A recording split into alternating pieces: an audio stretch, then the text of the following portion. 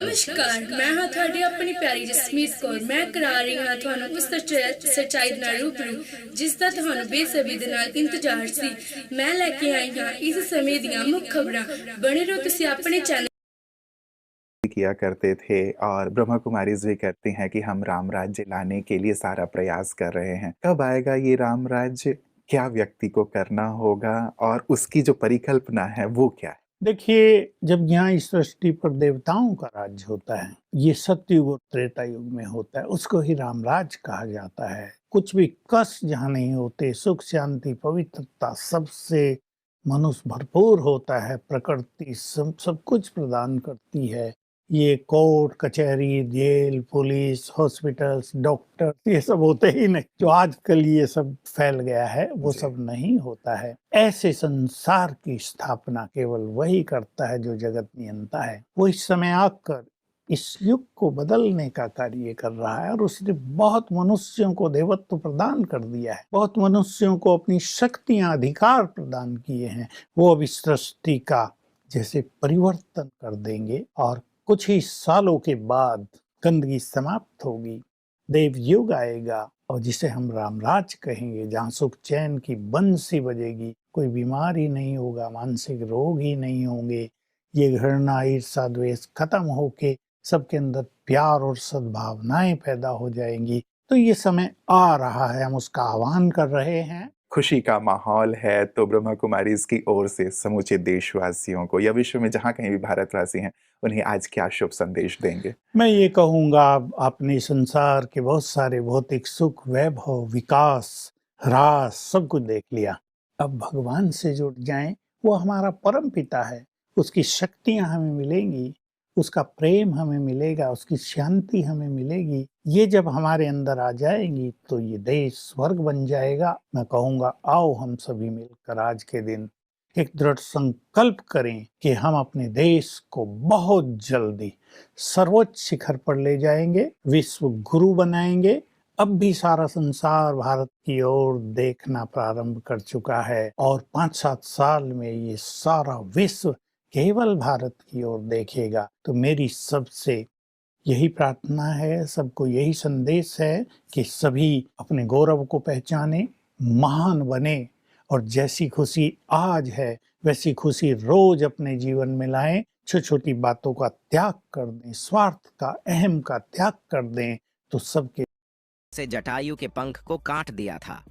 जटायु घायल होकर जमीन पर गिर गए। जब सीता को खोजते हुए राम पेड़ पौधे और पक्षियों से पूछते जा रहे थे तो रास्ते में घायल जटायु से मुलाकात होती है। मरणासन्न पड़े जटायु ही राम को बताते हैं कि रावण सीता को हरण करके किस दिशा में गया है। और जब साक्षात प्रभु श्री राम पुष्पक विमान में अयोध्या आ चुके हैं तो भला उनके परम भक्त जटायु कैसे पीछे रह सकते हैं।